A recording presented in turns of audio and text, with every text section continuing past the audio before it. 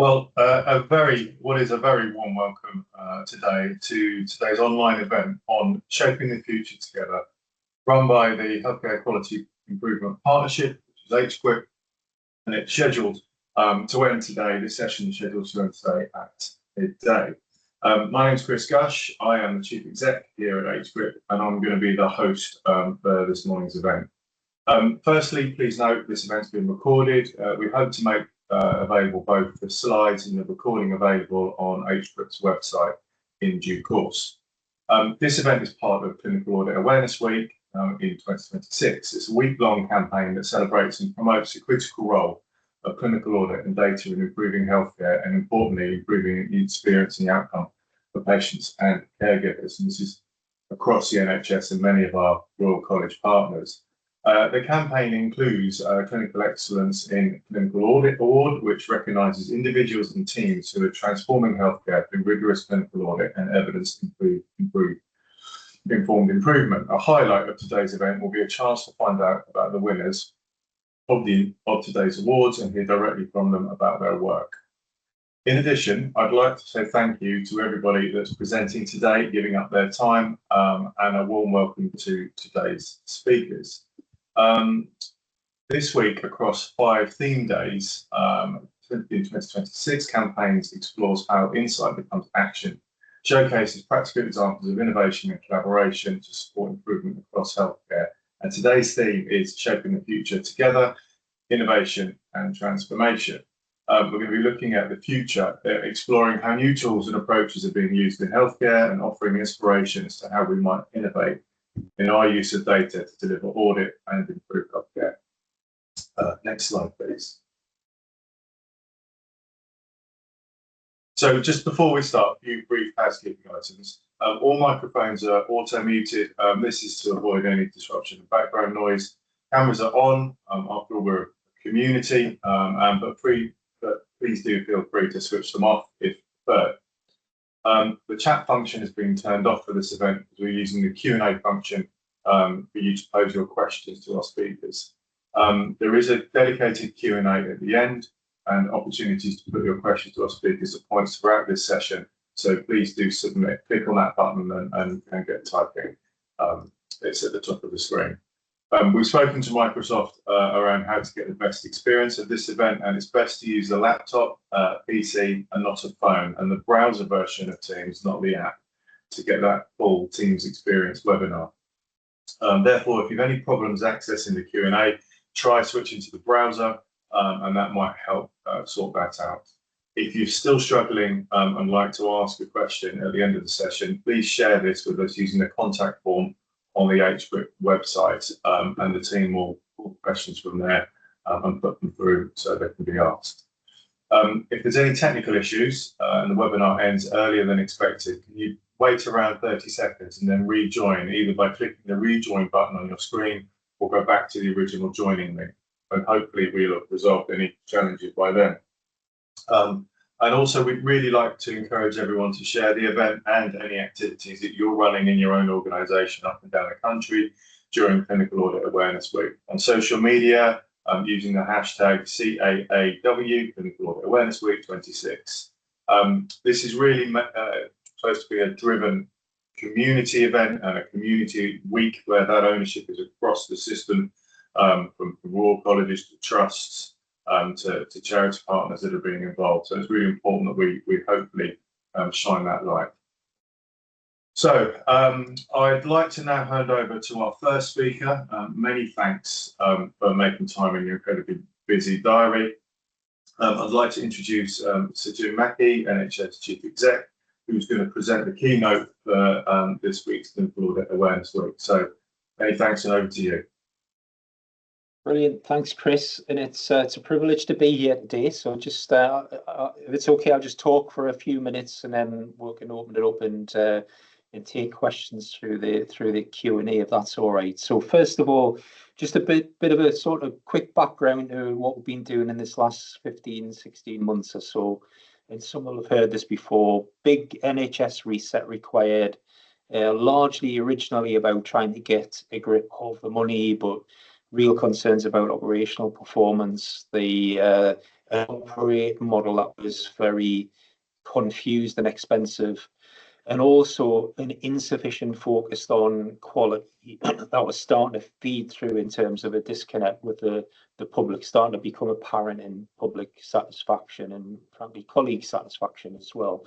So it's been a bit of a busy year with all those things, and lots of improvement through the year as well on the key metrics, on the money, on changes to British Social Attitude Survey and March, etc. And there's a combination of things throughout this that's been going on. One is there's a bit of reminiscence therapy. So we're all thinking back in the past when we did things very well, we felt like we're doing things very well, the focus on quality, our use of data, improvement methodology actually having an impact, all contributing towards the NHS being in a better place to work, but also better experience for our patients.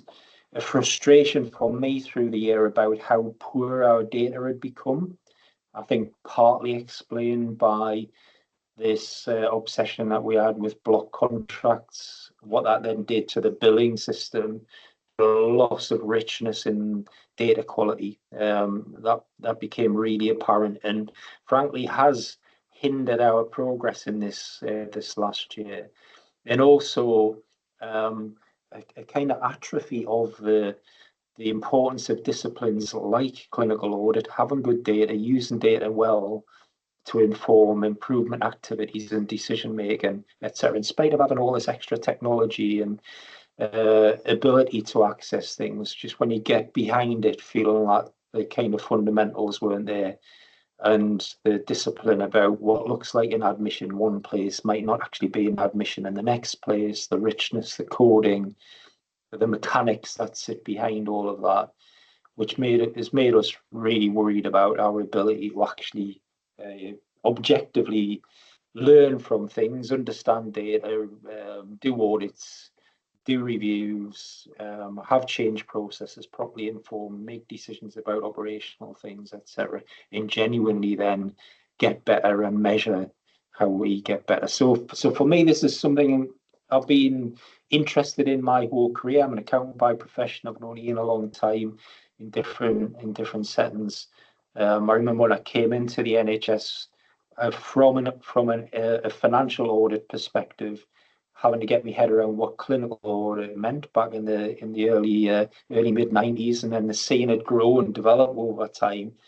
And I'd really love this to be part of this NHS reset where you and colleagues can hopefully see that you've got a strong place in how the NHS improves.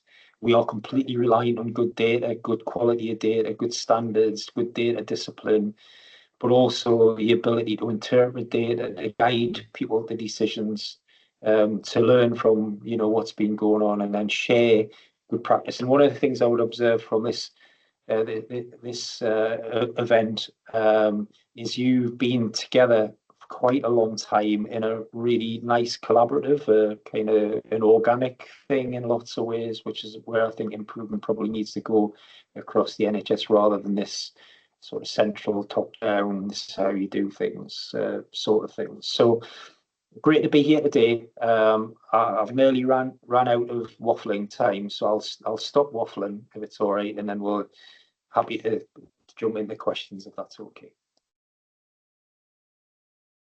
Thank you very much. I might jump in and use the chair's prerogative to ask a question if you don't mind.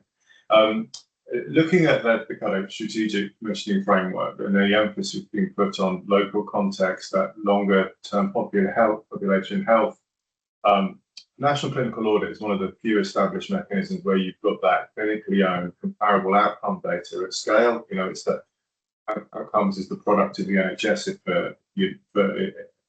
for another better word, and it has that kind of strength as well because it sits with a degree of independence from the organisation that's been assessed and those commissioning.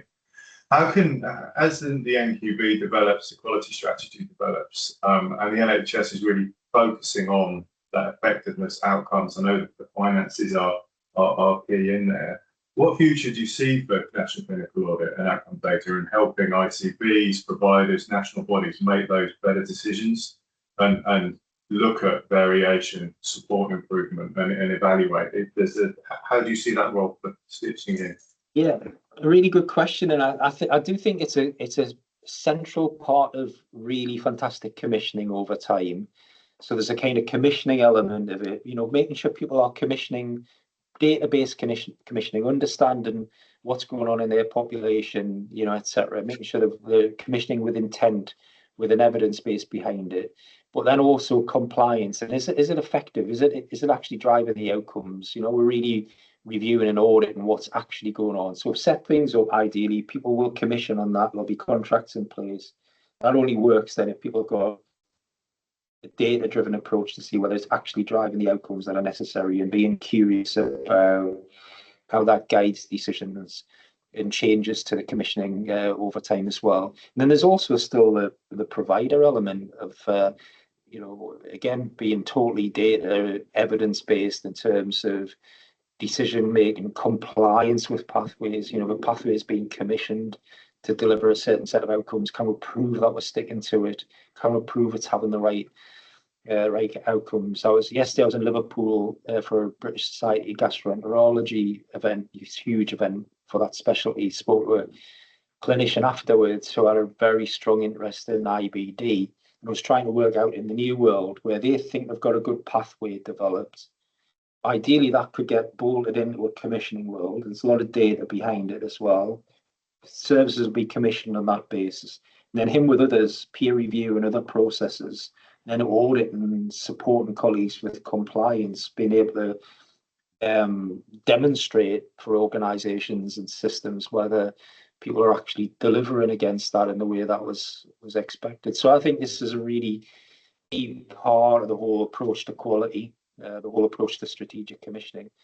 And also, we're just about to do something hopefully this week, maybe next week, with provider boards about trying to stimulate curiosity at the board level, understand where the variation is, understand what's behind it, understand your outcomes. So you've all got the skill, expertise, history, the mechanics, etc., that can support that place. I accept it's a bit complicated working out how you connect into the new world, but it's still early days from the changes. ICBs are still setting themselves up from the changes last year. So I'm still hopeful you'll have a pretty central place in that. Brilliant. Thank you very much. Lacey, I don't know if we've had many questions on the Q&A. So not too many coming in at the moment, so I really would urge everyone to put their questions in. I think maybe there's one question I could ask that is around how the importance and status of clinical audits in trusts, and wondering if Sir James has a comment on centrally driven versus local patient health needs. Yeah. So I'm completely honest. I was talking about sepsis a few weeks ago to a colleague, and pre-COVID, sepsis, infection, you name it, stroke pathways. We all had lots of audits going on locally that were organised in providers about, are we actually complying with what the best practice is? Are we getting the right kind of outcomes, etc.? And we've lost our way on that. A lot of organisations drifted off, lost the focus on it. There might still be bits of activity going on, but it hasn't had the discipline in the organisation that's required. We're moving into a world that, through the quality strategy, we'll have, we're re-energising what used to be national service frameworks, the modern service frameworks, and encouraging people to set out in their area what good looks like, so that can be commissioned, and then providers can do that. So I think that's going to be a central part of what we're doing in this next 5 years or so. So really, really important. It'd be really good to see all that kind of power up again. And for me, in a provider, that will be discussed with governors, with board, with staff in roadshows, etc. So these things will be quite visible how we're doing against key pathways. I think that's really important. The centre versus local is a really tricky thing for us to work through now, how we get the balance right. And we would tend to kind of run from one side of the boat to the other, very centralised, totally loose, etc. It has to be finely calibrated over time, depending on the issue and the the context that we're in. I think centrally we need to be clearer on direction, on enablers, creating the conditions, frameworks, national standards where they're applicable.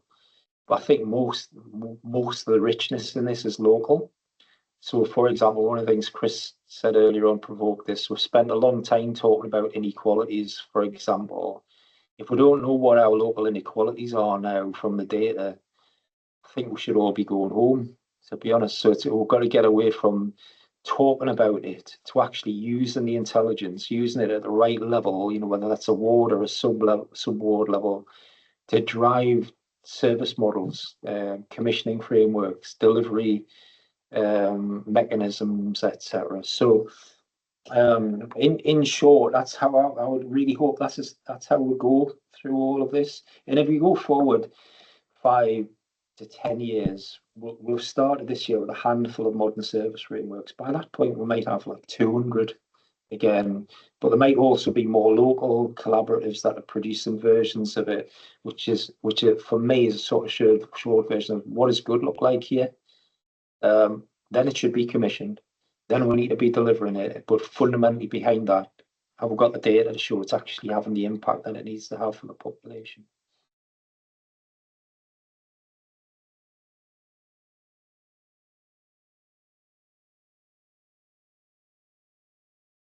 Chris, would you like me to just pose another question? Because on the back of that, there's a question coming in around the volume of national clinical audits and actually the volume of data, and the fact that we may need to have a look at reviewing the amount of data we've got and helping people to understand what's there and how to use it.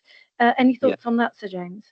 Yeah, so the volume thing is a problem for us, and prioritization, etc. So I've had discussions with Tim Briggs, for example, over the years in the GIRF context, where I think probably it's ended up being too broad, too much volume. So if you're on the end of that as a provider, and you get like 12 GIRF reviews as an example within a few weeks, you can't actually digest it. You can't give it the organizational focus that's required. I think there's a similar risk here with audit, that if you have too much activity and it's not guided by a set of priorities that fit with the organization's plan and the local plan, etc., I think there is a real danger that would dilute the impact.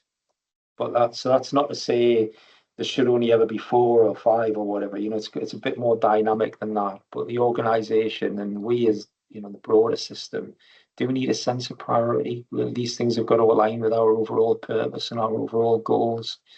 And otherwise we'll not be able to see the wood for the trees. And I think that is a genuine risk. And if I might be so bold to add, what we really need is a centralised hub for clinical audit, national clinical audit, and otherwise. I think we've got an obvious candidate for that. So there's a question from our very own Ian Smith, who you know, and I'm not sure, Ian, if you can take your mic off or whether I should pose it. I'll wait a moment just in case you can.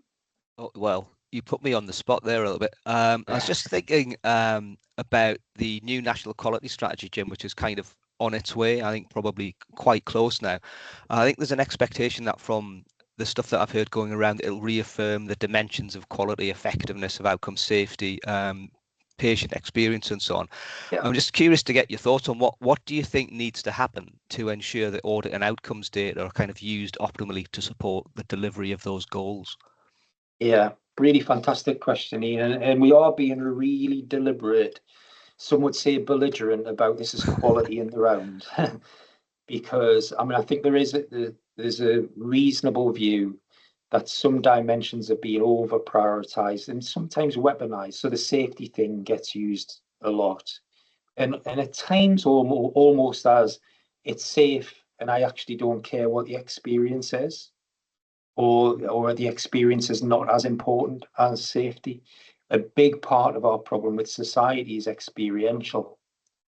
And a lot of, when things go wrong, often behind that, you can find there isn't technically really a safety problem or a failing from a safety point of view, but it's damaged the individual and in confidence of the service because we've disregarded their experience and all that. So my view, Penny's view, Megan as others, is we've got to look at the thing in the round, and it's got to be it's got to be balanced. The second thing I would say is we sometimes use data from one domain to support an argument in the other. So we've got to use the right instrument. So someone's dog's being pretty it's not loud. yours, is it, Jim? It's not mine, no. So if we've got data about experience, it has an important role in the context of safety, but it's not the data we should be using to drive safety improvements. So I think we'll have to think about how we use data, and we use audits to support the domains, but then make sure we're looking at the thing in the round and the interactions with each element. Does that make sense? It does, yeah. I think, yeah, I agree. I think it's really important to think about effectiveness and experience as well as safety. I think you've covered effectiveness pretty well in some of your earlier comments. Thanks, Jim. We appreciate it. I'm going to go back on mute, Lacey. Okay, thank you. On the back of that, we've had quite a few questions coming in. One from our very own trustee, Peter Bloomfield, which is really around joining up clinical audits and whether or not we might be able to learn from audits, maybe pool their thinking, have similar activity going on, but basically have more joined up activity. Any thoughts, Sir James? Yeah, absolutely. So you're thinking about joining up around the country in more collaborative approaches, or the topics being more kind of connected? So I'm reading from this maybe a bit of both. You know, people are thinking about maybe having separate audits, but linking up where they work together and share potentially shared learning, but across different clinical disciplines. So I honestly think this is where all the improvement is. And you know, obviously ran NHS improvement. We've struggled with an improvement approach nationally forever, in this top-down, bottom-up sort of thing. I think in my experience where things have worked really well, there've been more organic collaborations where people of their own volition have decided that, you know, somebody maybe want to do something around whatever falls in the northeast, and they find people in the southeast or the southwest or the Midlands who have a similar interest, and you get organised around it all. But you've got to start because there's a desire, there's a joint will that brings people to it, and you know, I think we'll improve better when that's a more normal thing. People are doing that more actively and normally across the country with joint purpose and joint interest. New technology's got to make that easier than it would have been in the old days. So you think back 20, 30 years, it would have been when a conference, you'd have got handwritten, you know, typed papers, much harder to share things. We've got the mechanisms now to be able to share these things much more actively and in a much more agile way. So I think that's where all the benefit is in the future. It's going to be much less about bunch of central experts turn up or tell everybody the answer is X and it has to be X. It's more complicated than that. But we do need that mechanism, don't we, essentially to enable people to share and to sort of have a learning platform together. That's probably something that we could look forward to in the future. Related to that, on that, we've got some colleagues nationally trying to work on that to see what the best way of having some kind of national mechanism is to do it. In one of our regions is trialing something currently to see if we can get something to work. We'd all be very interested in that. Related to that, because you mentioned forward thinking, someone is asking a question about how quality is reviewed and whether or not we might be more modern in our approach to this. Any future thinking thoughts on how I mean, of course, we're thinking about using data-informed improvement here at this event, but actually improvement more generally and how we can sort of think about doing things more differently in the future. So I think this will just hopefully keep changing and evolving over the next few years. The way I would say it is we've sort of lost our way, lost focus on these things. We're putting some basic fundamentals back in place. And some of that are things that worked in the past, but the context has changed, our technology's changed, society's changed, expectations have changed. So we hopefully now are in a process where we'll be learning and adapting new processes to support an improvement in quality over time as things continue to develop. So there isn't this is the right answer now kind of approach. I'm hoping you and other colleagues and others that are working and interested and involved in the development of quality can develop these things locally and nationally together and inform it better. So I think we're in the foothills again. I think we've managed to get back in a position where everyone's kind of corralled around the interest. There's an energy about it. People want to get involved. They want to do things that work. But being completely honest, we're in a bad way on a few things. We've really lost our way on some of our service models and actual quality in the round, where we've really got big public confidence problems, big clinical confidence problems, etc. So I think we're going to have to develop a way of reviewing quality as these things start improving. So I'd say mental health's a big area, for example, where there's a lot of concern about are we set up appropriately to deliver what society needs. We all know that we have less focus on mental health data than we do on acute hospital data. There's an argument that the data is richer in hospitals than it is in the mental health sector. When you're looking at neighbourhoods, we're going to have to build the data sets properly from the beginning to be able to review whether we're actually having the quality impact that we're drawn from existing data sets, but new data sets as well. So I think this is actually, I don't think I'm being delusional today, but if I was you, I'd be actually genuinely quite excited about how this could go if we stay with it. We've got to stay with it. The thing we'll learn anything from the last several years as we've lost our way is we stopped doing things that work. We stopped developing things that work. So having to reconnect a conversation where we kind of missed a few years out. So this needs to get better over time. It's a laminate that you keep building on it over time. That's where quality actually is. Okay, thank you for your honesty. I mean, actually, to turn it on its head, we all should also be excited by the opportunity to change things, and the fact that data does offer an opportunity, and we've got this rich data set that already exists, and we look forward to working on that. I think we've got time for another question, because there's a really interesting one around AI. It says that AI has a significant capability to analyse the data available across the NHS and or the care pathway in public services.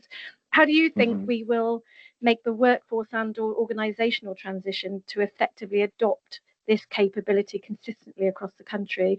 I will add to that question that I personally last year went to a public lecture by Geoffrey Hinton, the so-called godfather of AI, and at the very end he was asked by a lot of academics who are interested in all sorts of areas of work, where do you think AI will have the most and the biggest influence? And his single word answer was healthcare. Yeah. So I'm a combination of I feel old and ignorant in this. And I've got one of my kids is a teacher, and they live with AI every day now. Another one's a lawyer, and it's on its way to law. It'll radically change jobs in the legal profession, etc. And in our world, we're seeing it in lots of different settings in healthcare. And people are, I think, a mixture of very anxious and very excited about it all. So these things are never a silver bullet, So it feels at times like it's a single answer to every problem. It can't be. But in helping analyze and take messages to inform decisions from big data, it's got to be able to help, hasn't it? And I honestly, on this, I feel like when I was a trainee accountant in the 80s, we had terrible technology. We used to write code requests out of the mainframe system, and then you get a report a few hours later or the next day, etc. I honestly feel now it is harder to get data that matches that in an interpretable way, in spite of our technology. So we've got loads of data, we've got loads of technology. It's actually harder now to get at something that's digestible to guide decision making. So AI, I think, can play a fantastic role in doing that. I'm still not personally using it, although I've maybe given myself an objective to start using it in the next few weeks. I'm nervous about it, but I think the place that's most likely for it to have an impact is to be able to take big data sets, interpret it, rationalize it, package it in a way that people can quite more easily get to the key points and possible decisions. I think that's fantastic. Okay, thank you again for your honesty. Chris, I think it's back to you, and thank you, Sir Jim, for your time. Yeah, so thank you very much for your time. Reflecting on that last comment around AI, I think it is an opportunity. As you said, there's so many reports and recommendations into the system. How can you make them more relevant and bespoke for your situation at that time and that locality? And I think there's some opportunities there, which, yes, we need to evolve into. But thank you again for spending time with us. It's been really insightful and really helpful. Great. Thanks very much. All the best, everyone. Thanks.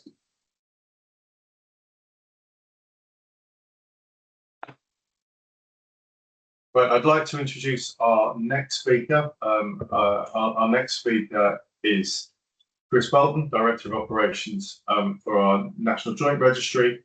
And he's going to give some perspective on aspirations of the registry around artificial intelligence. So anyone would think that was a deliberate bridge there, but make that what you want. Thank you. And over to you, Chris. Thanks, Chris. Can I have my first slide, please? So, as Chris said, I'm Chris Boulton. I'm the Director of Operations for the National Joint Registry. For decades, clinical audit and registries have helped healthcare improve by turning data into insight. And the questions that we're asking now remain largely the same. How safe and effective are our services? Where can we improve? How can we deliver better outcomes for patients? But what is changing is the range of analytical tools that are available to help us answer those questions. So today I'd like to share some of the thinking behind the NJR's emerging AI and analytics strategy, the opportunities we see, and the principles that will guide our approach. So many people in this audience will be familiar with the NJR, but just a brief summary here of our scope and scale. We hold records relating to more than 4.6 million joint replacement procedures. We operate across England, Wales, Northern Ireland, the Isle of Man, and the Channel Islands. And every year we collect millions of data items relating to patients, procedures, implants, and outcomes. And at its core, the NJR exists to learn from that information. We collect data, we transform it into evidence, and we use that evidence to improve patient safety and support quality improvement. Registries have always been data-driven organisations. The opportunity now is to explore how newer analytical approaches can strengthen that work. Next slide, please. So everything starts with our mission. We record, monitor, analyse and report on the outcomes of joint replacement surgery to continuously enhance patient safety, support surgeons, and assure value and improved patient outcomes. That mission remains unchanged. It's the core of what we do. So the discussion around AI, it's really a discussion about capability. How do we improve data quality? Can we identify important signals earlier? Can we generate richer insight from increasingly complex data sets? Can we provide clinicians and patients with better information? Those are the questions that matter, and those are the things that potentially AI can help us with. Next slide, please. So why now? Well, several factors are coming together to make this conversation increasingly relevant. Procedure volumes continue to rise. We're well on our way to recovery post-COVID, and hospitals are doing more and more joint replacements year on year. Patients are living longer and expecting more from joint replacement surgery. Implant technologies and surgical techniques continue to evolve. Robotic and digital surgery are generating new forms of information that we need to get a handle on. And patients increasingly expect information that reflects their own personal circumstances rather than averages derived from large populations. But there's another factor as well. For much of the registry's history, the challenge was collecting data. And we all know building national data sets, improving completeness, establishing confidence require enormous effort. But 22 years in, we face a different challenge. We've got more data than ever before. We've got richer data sets, longer follow-up, increasing linkage opportunities, and new forms of information emerging from healthcare systems.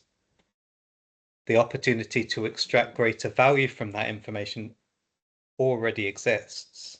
So the shift is one of the reasons advanced analytics has become such an important area of discussion across healthcare and research. The amount of data available to registries continues and will continue to expand, but the challenge is extracting meaningful insight from increasingly large and complex data sets. Next slide, please. So when we consider the future of analytics within the NGR, 4 broad opportunities stand out. There are opportunities to improve data quality, to strengthen surveillance, to support a more personalized prediction of outcomes, and to generate deeper insight from the data we already hold. These areas align closely with the things that registries already do well, but the aspiration is to enhance capabilities, to increase the value we derive from the data, and to continue to build trust from professionals and the public. Next slide. So the most immediate opportunity may be improving data quality. Anyone who works with healthcare data understands the amount of effort that goes into validation, cleaning, reconciliation, and quality assurance. Large amounts of analytical effort are devoted to identifying missing information, to investigating anomalies, and to resolving inconsistencies. The more advanced analytical approaches that come with AI may help us perform those tasks more efficiently. For example, AI could help us identify unusual submission patterns automatically, could highlight records that are likely to contain errors, detect emerging data quality issues earlier, and as a consequence, we can direct analytical attention towards the areas where it will have the greatest impact. We know that good analytics begins with good data, and strengthening data quality remains one of the most important investments that any registry can make. Next slide, please. The second opportunity for us is surveillance. So one of the most important responsibilities of any registry is identifying potential patient safety concerns. Historically, this involves robust statistical methods, expert clinical review, careful interpretation of emerging evidence. And those foundations aren't going to change, they remain essential. Advanced analytics may provide an additional capability by helping us to identify unusual patterns within very large data sets and drawing attention to areas that warrant closer examination. Clinical judgment, statistical expertise, and governance remain central to that process. So what changes is our ability to scan large volumes of information continuously and identify signals continuously that deserve investigation. The potential benefit to patients is earlier awareness, earlier action, fewer patients having unsafe things done to them. The NGR's history provides a useful illustration of why this matters. The metal-on-metal hip replacement recall of 2010 demonstrated the value of large-scale registry surveillance and the importance of identifying emerging concerns as early as possible. One of the lessons from that experience is that no individual organisation could see the whole picture. No single surgeon could, no individual hospital could. The strength of a registry comes from bringing together information across a population and identify patterns that only become visible at scale. That ability to learn collectively is one of the defining characteristics of registries. So one of the questions we should be asking ourselves is whether modern analytical approaches could help us recognize similar patterns sooner in the future. Even a modest improvement in the speed of signal detection could have a meaningful impact on patient safety. Next slide, please. The third opportunity for us is prediction. So patients increasingly want information that reflects their own circumstances rather than simply population averages. Clinicians face similar challenges when they're discussing the likely outcomes, risks, and expectations with their patients. So our long-term aspiration is to explore how registry data can support more personalised insights into outcomes and recovery. This could include areas such as reversion risk, functional recovery, or outcome trajectories for different patient groups. And one of the opportunities for the future is understanding how we can provide information that feels more relevant to individual patients and the decisions that they're making. And this has implications beyond patients as well. Clinicians could benefit from richer information when they're discussing treatment options. Hospitals could gain a better understanding of outcomes across different patient groups relevant to their local populations. And researchers can develop a deeper understanding of the factors associated with successful outcomes. The aim is better information, better conversations, and better decisions. And I think that represents a natural evolution of the role that registries have always played. Next slide, please. The fourth opportunity is insight generation. Many analytical teams spend a considerable amount of time producing standard reports and responding to routine information requests. These outputs are important, but they don't always represent the highest value use of specialist analytical expertise. Automation and advanced analytics may create opportunities to reduce some of that routine workload. If that happens, analysts, biostatisticians can devote more time to exploring complex questions, testing hypotheses, engaging with clinicians, and generating new knowledge. For registries, that shift from reporting activity towards generating insight has the potential to be transformational. Next slide, please. So at the NGR, we're taking a measured and deliberate approach. Our first priority is governance. One of the things we've been very conscious of throughout this work is that enthusiasm for technology often moves faster than governance, evidence, and public confidence. Healthcare has seen many examples of technologies arriving before organizations have fully considered how they should be used. And we're determined to take the opposite approach. The NGR's reputation has been built over more than 2 decades, and trust is difficult to earn and very easy to lose. So any use of advanced analytics needs to strengthen that trust and strengthen the quality of evidence we provide. Before considering specific technologies, we need a clear understanding of the opportunities, the risks, the ethical considerations, and the safeguards required. The initial phase of our work focuses on governance, capability building, and engagement with external experts.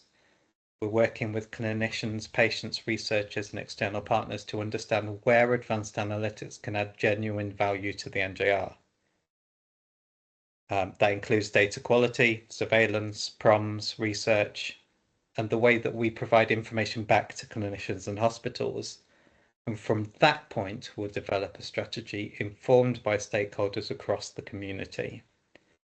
Only then do we move towards implementation. Innovation is important, but transparency, accountability, and public confidence are more important for what we do. Next slide, please. So there is genuine potential here, potential for better data quality, stronger surveillance, personalized insight, opportunities for research and quality improvement. But alongside those opportunities come significant responsibilities. We need to be transparent. We need to be able to explain how analytical methods are being used. We need to protect privacy and confidentiality for our patients and our clinicians.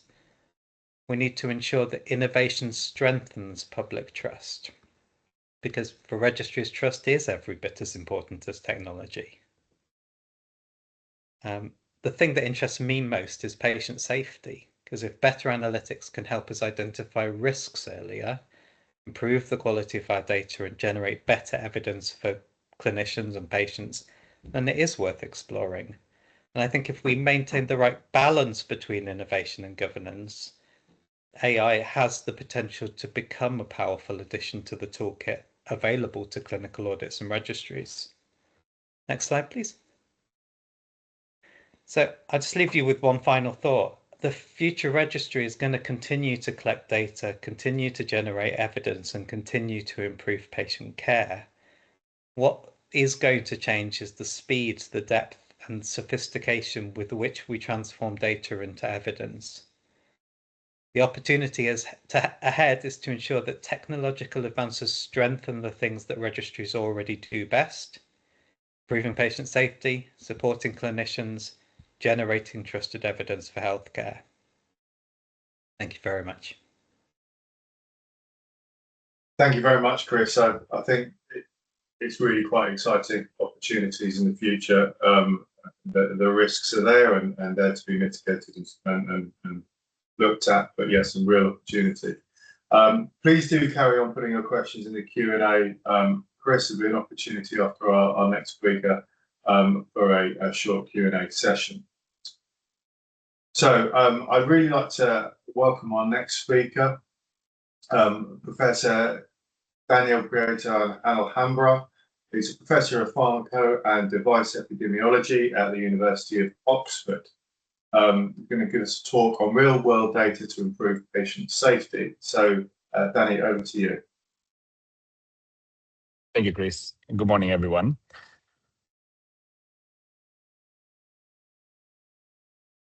I'm going to be speaking about how we leverage real-world data for patient safety. That is going to include examples from clinical audits and registries, but also data from routinely collected health records. If you go to the next slide, please.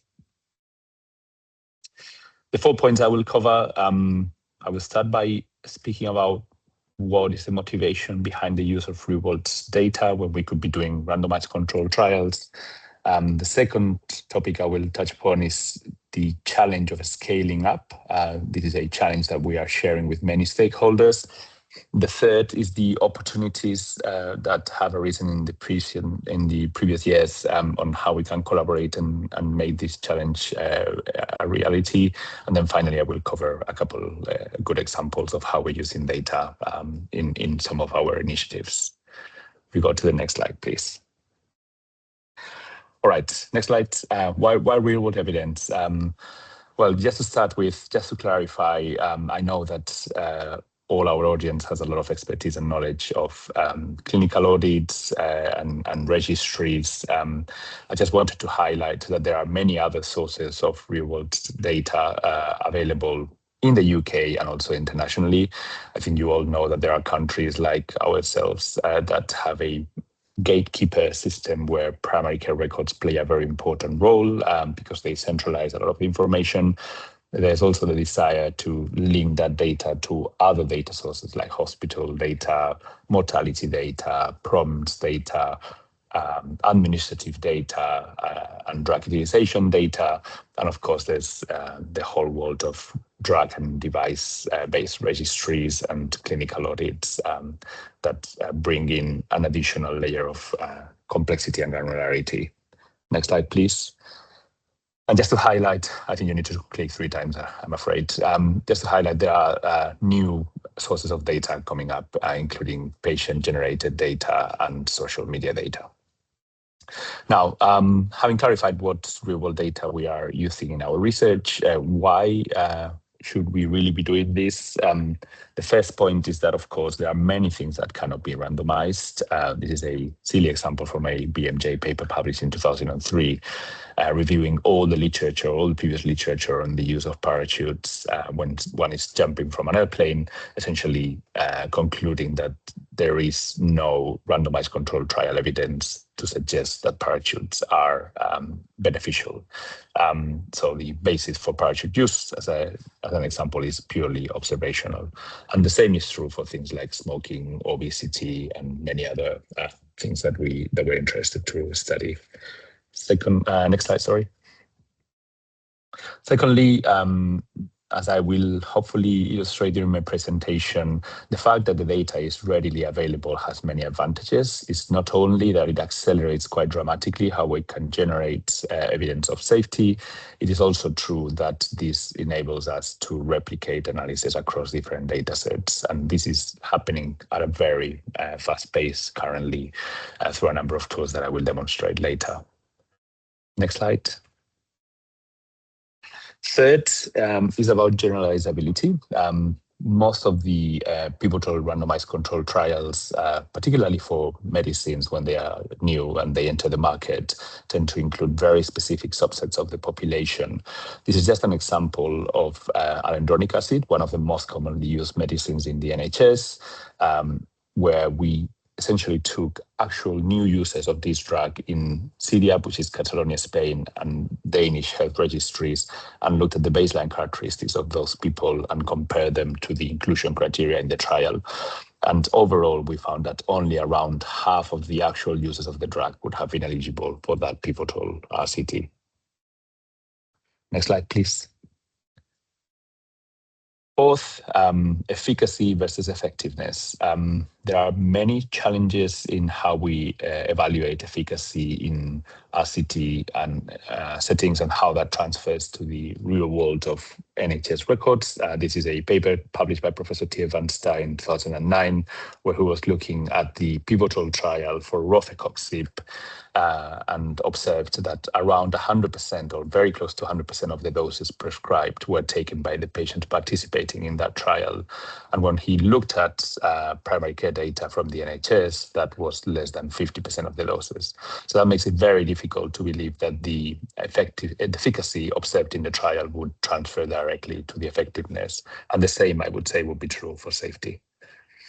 And then next slide, my final reason for interest in the use of real-world evidence is safety. And this is going to be, of course, the topic of the rest of my talk. This is data from a beautiful NIHR HTA-funded study where we used data from the National Joint Registry. Chris, you will remember this, linked to HES and ONS mortality data to replicate an ongoing, at the time ongoing, surgical randomized control trial comparing two types of knee replacement. The trial at the top of the plot shows the 5-year revision risk for the more novel type of knee replacement compared to the most established one. And the colleagues that reported that trial in the Lancet in 2019 reported a no difference in or a very similar 5-year revision risk. If you then look at the whole NJR dataset linked to HES and ONS, you do see a much higher risk of revision in people receiving the novel surgery.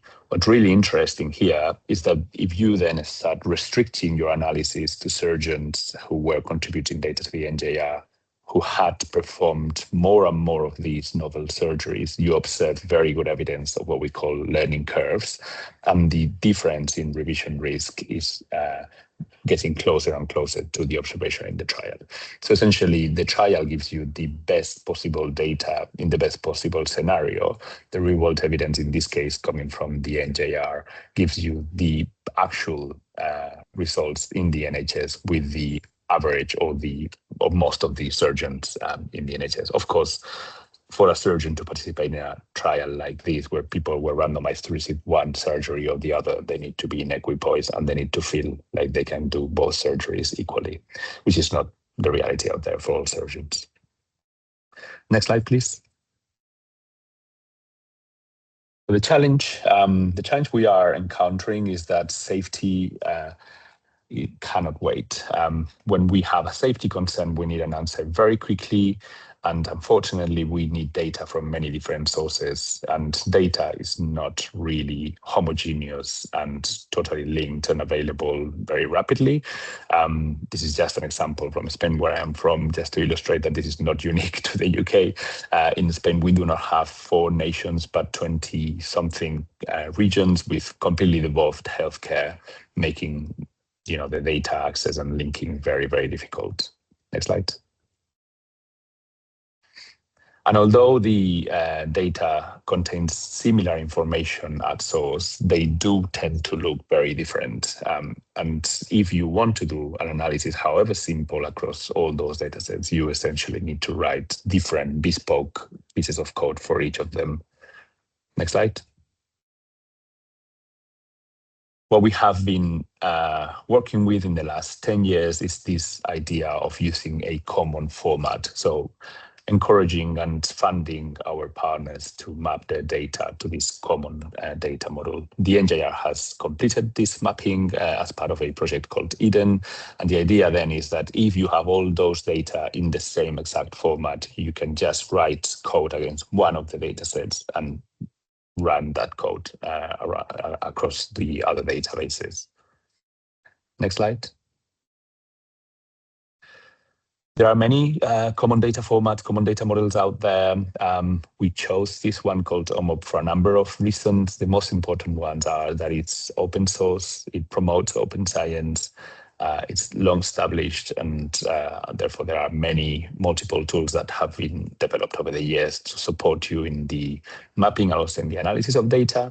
And very importantly, I think particularly important for registries and clinical audits, it preserves the source data. It doesn't only preserve the mapped information, but also the original information as it was at source. Next slide, please. So 2 reasons to believe in the importance of using these common data models. Next slide, please. The first one is this idea of privacy by design. I don't need to tell you how important privacy is. Chris also covered the importance of governance. Essentially, the idea here is that if you have data locally that is then mapped to this OMOP source, you can keep that data in your local environment. This will be represented by the different silos to the left of the screen. And a colleague, it could be one of you, to the right, essentially just writes code against that data because the data format is completely predictable. They do share codes, these will be the green arrows, and you share results without sharing any patient level data. And you can, of course, censor small cell counts and things like that as required. Next slide. The second reason is this idea that by standardizing data, you can scale up and speed up your analysis quite dramatically. So the minute someone like a software developer knows that the data is going to look exactly in one way or one format, you can then invest in creating specific software or pipelines that will do exactly the analysis you want to do, and then that will dramatically accelerate the speed at which you can generate evidence on safety. Next slide. Just to illustrate that, I'll talk very briefly about this initiative called Darwin EU. This is the European Medicines Agency flagship initiative for drug and vaccine safety. It essentially works in a very similar format to what I was describing, with a coordination center here in the center represented by an orange circle, collaborating with the European Medicines Agency, who passes research questions. They do get safety signals, they pass them to us, and then we collaborate with the different data partners, registries and the likes, to the right-hand side of the screen to generate evidence at scale. We have now completed more than 100 studies in the last 4 years, and we are running at a pace of 40 to 50 studies per year, just on patient safety. Next slide. Now, opportunities that I want everyone to be aware of. We are running a HDR UK funded network in the UK for people who have data that has been already mapped to the OMOP common data model. If you go to the next slide, please.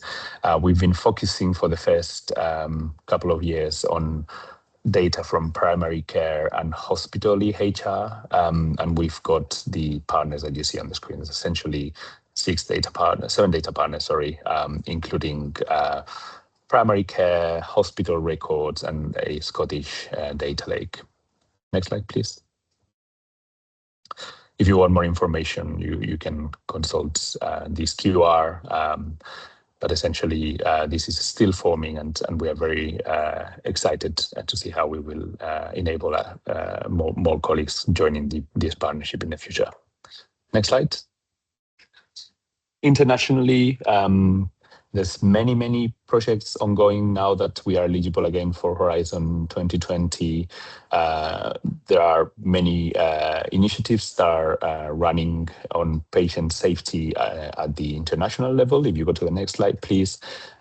This is just an illustration of the projects funded by IHI, which is Innovative Health Initiative, one of the Horizon 2020 biggest pots of money, and in the review observe projects that are using common data models, federated analytics, and privacy by design. You can see immediately how there are essentially all of them are using the OMOP common data model. So lots of opportunities to engage internationally.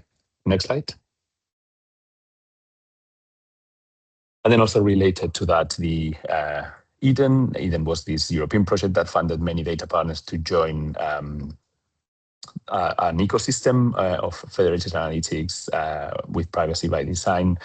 We are continuing the mission of Eden through the Eden Foundation, which is a non-for-profit institution supporting people who have data mapped to OMOP to work together and produce research.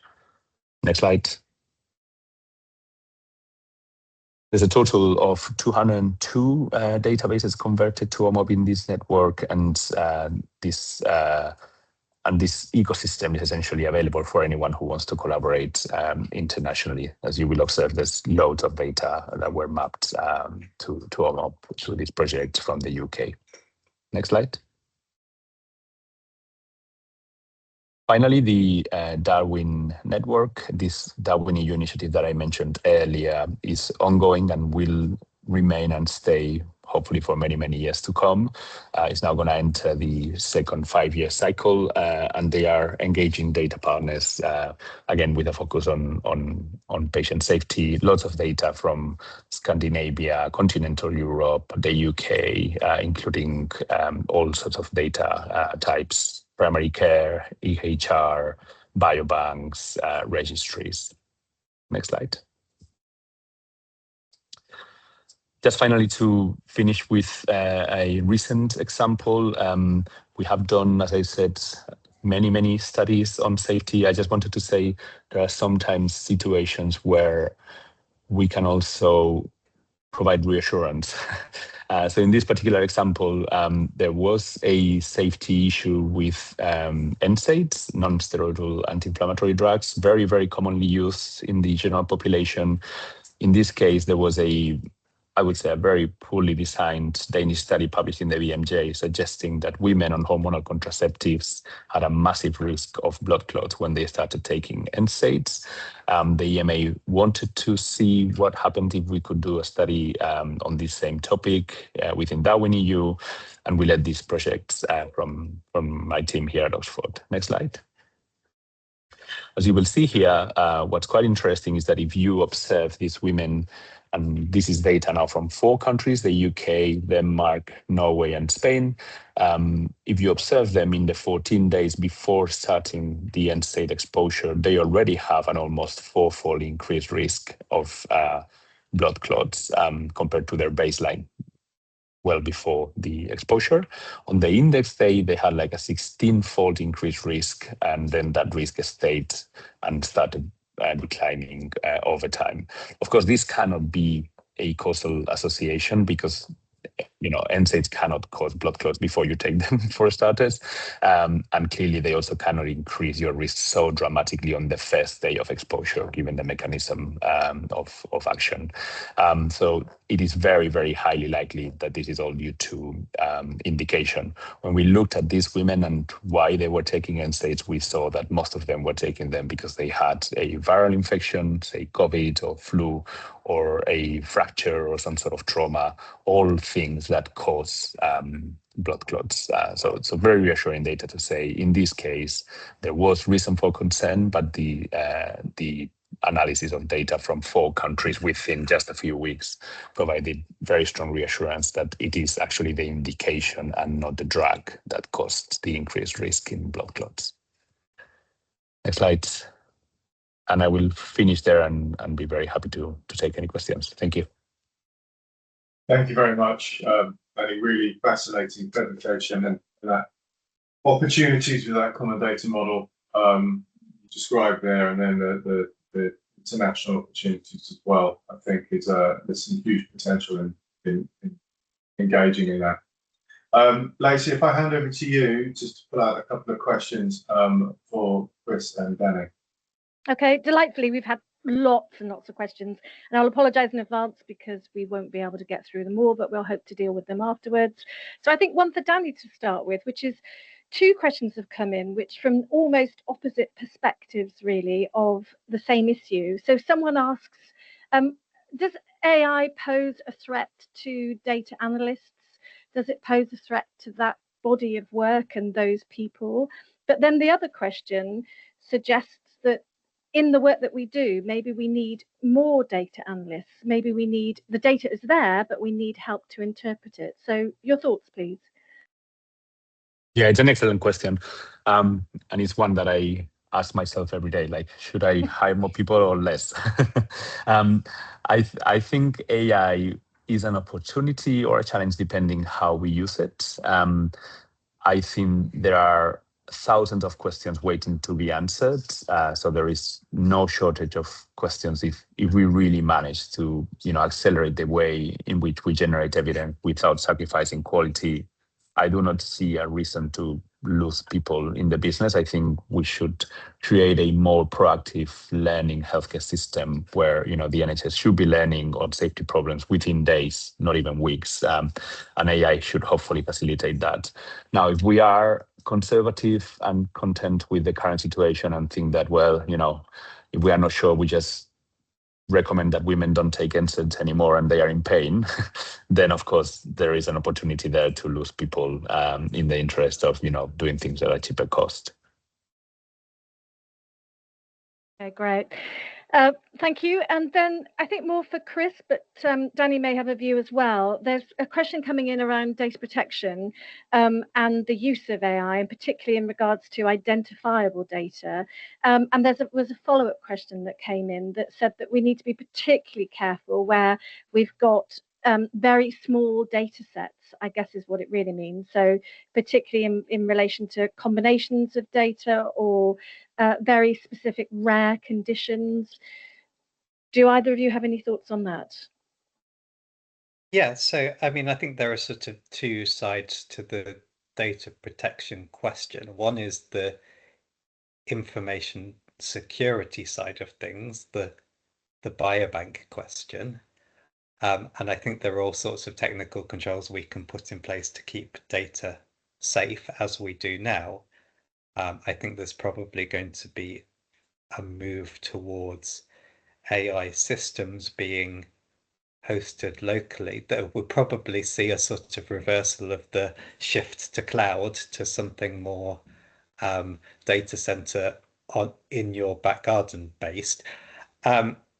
The other side of things, which I think is a harder nut to crack, is the trust. And that's the Palantir question. That's how do we get the public to understand what it is we're doing with AI, understanding the benefits of it, and bringing them with us. And that's why we mustn't rush into any of this. We must make sure that the questions that we're using AI to answer are the questions that the public wants answered, and models need to be explainable, and our users need to be transparent. Those are all the key things I think that are going to make use of AI in clinical audits and registries a success. It's really fragile, that trust. And so the NJR relies upon patients voluntarily giving their data to us. They can consent or they can withdraw their consent. And actually, if you map the consent rates of the NJR and look at all the big NHS data scandals, there's always a dip. So we really need to make sure we maintain this trust and bring patients and the public along with us. And in fact, trust did come up in a question. So I think a final word to Danny, because sadly we don't have much time, but any thoughts from you on how to maintain public trust around this work? Yeah, I was going to comment mostly on the issue with small cell count and rare disease. And I think we also need to be aware that there is a risk here that we don't do anything for people with rare diseases. We cannot do trials because we don't have enough of them. And now if we're going to say we also don't do any safety analysis because the cell counts are small, I wouldn't necessarily think that is a good idea either. So I think we need to engage those people and listen to them specifically because they might have different needs and different views on how the data should be used to the average use case that we are used to. Okay, great. Thank you both. Thank you for your time. Sorry that we ran out of time. I'll hand back to Chris. Yeah, so thank you very much, Danny and Chris. Fascinating, and I think a topic that's going to grow in interest and opportunity by the minute, should we say. Right, so just on to the next slide, please.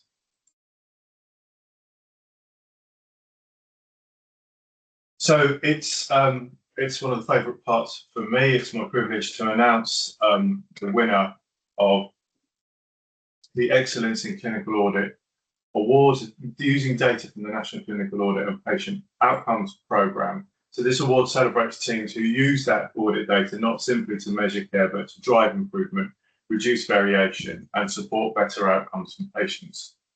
So next slide, please. The winner is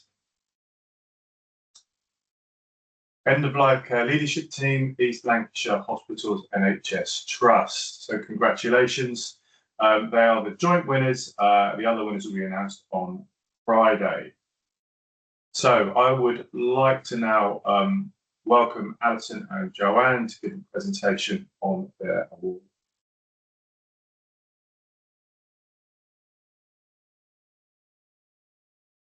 Thank you. If we can have the first slide, please. Thank you so much for inviting us to speak today. We're absolutely delighted to be recognised for the work that we've been doing on the National Audit at Care of the End of Life, or NACEL. We're presenting jointly today because it's been a very much a team effort. Next slide, please. So in the next 10 minutes, we want to really outline how we've moved from extremely poor results in the national audit in 2019 to really significant improvements in 2025, and explain how we've used the national data from the audit to improve and drive the changes to care in our trust. Next slide, please. So why was change needed? Well, our improvement journey really started back in 2018, 2019, when it was clear from the NACEL results that something had to change. We were performing as a trust below average in all of the NACEL key domains, but as well as that, we were ranked among one of the lowest performing trusts in the country. As you can see from the slide, when we looked at the national ranking charts, they really spoke for themselves. Jim Mackey earlier talked about interpretation, but we didn't really need much interpretation from these. It was a pretty stark message. And we were at the bottom across multiple measures, and this really highlighted the need for some urgent improvement. Next slide. So being open and transparent with this really powerful visual message, we found really helped us build momentum in the trust. We got support of senior leaders and we were ready to move forward with quality improvement work. I think it is probably important to note that at this point we did actually had done quite a lot of work previously, but we were finding it really hard to translate this into meaningful changes in patient experience. We had got strong governance foundations in place. We'd implemented the recommendations from previous national audits. We had an engaged executive lead, an engaged non-executive lead in the trust, and we were regularly reporting results to the trust board. Next slide, please. Unfortunately, just as we gained a lot of momentum, COVID came along and we had a bit of a pause in what we were doing.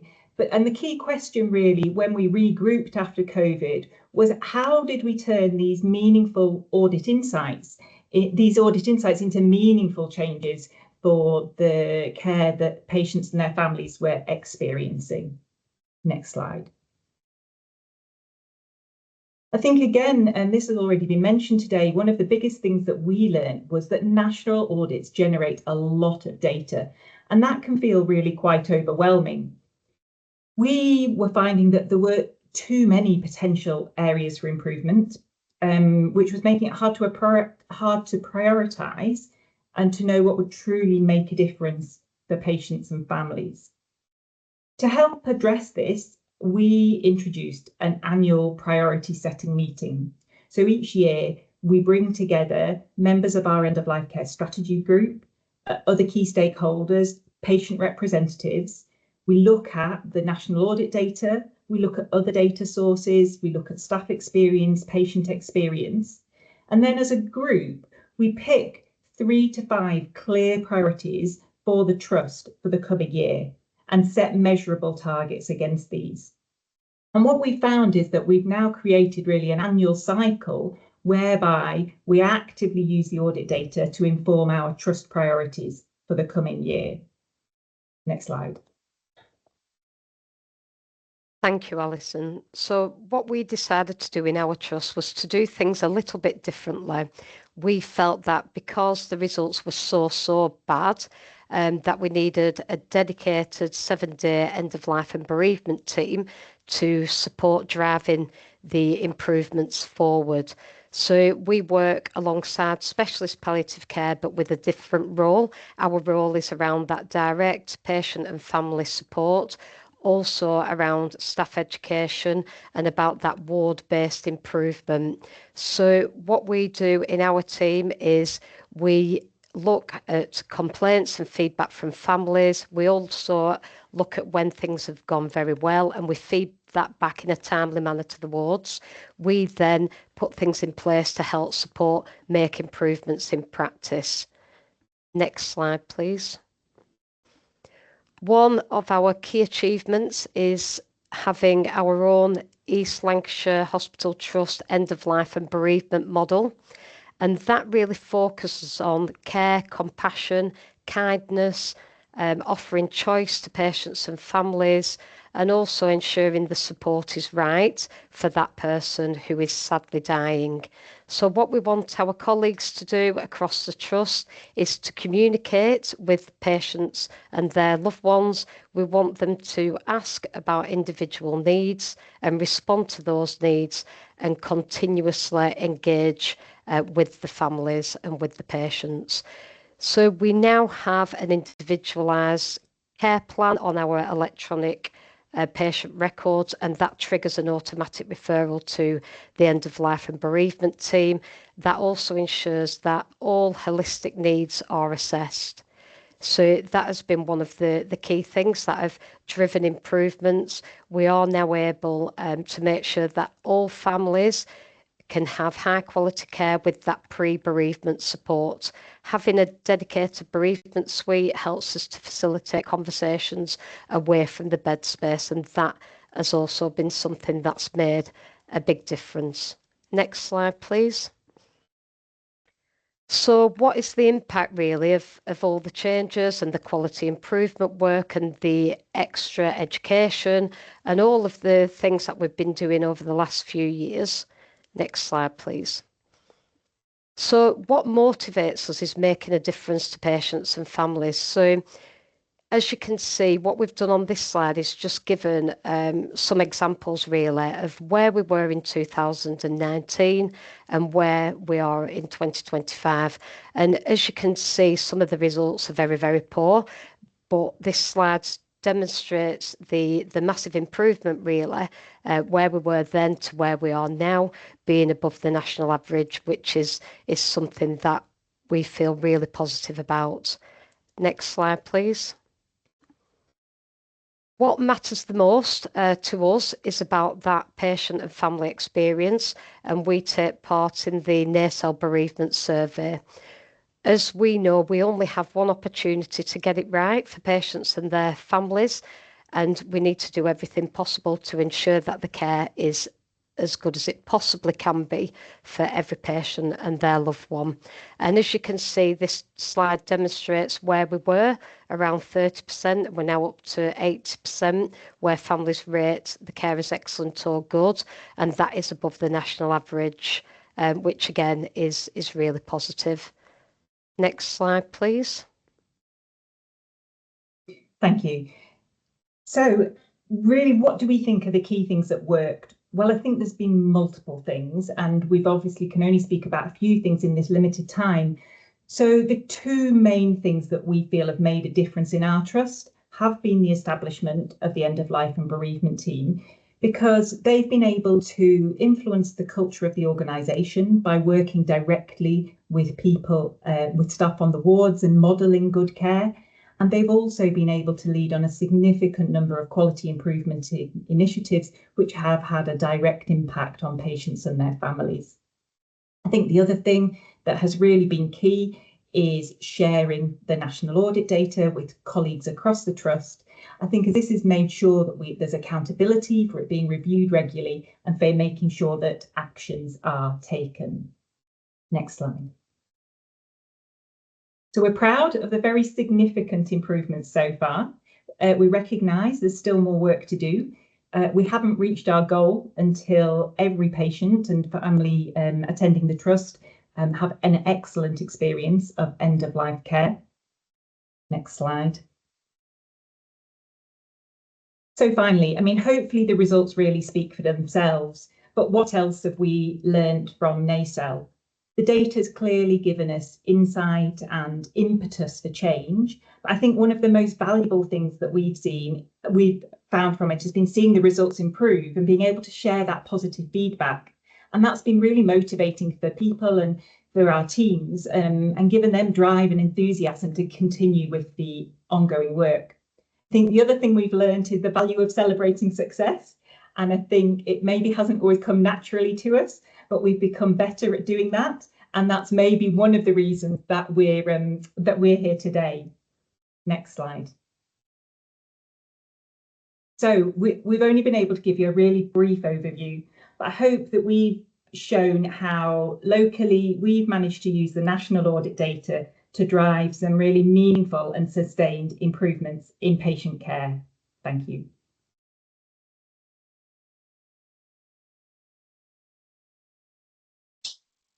Thank you very much. I think we've got a couple of minutes. We've got time for some questions.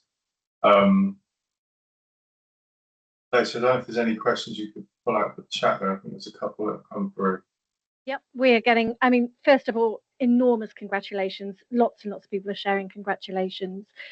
So the first question is, how did you choose which changes to introduce, and were there changes that you then had to amend or abandon?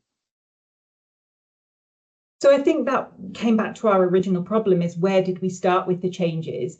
And that's why we introduced the annual priority setting meeting, where we drew together really the key stakeholders, and it was a joint decision. What were the messages that we were getting from different areas in the trust, and which of those did we feel were the most pressing things to address first?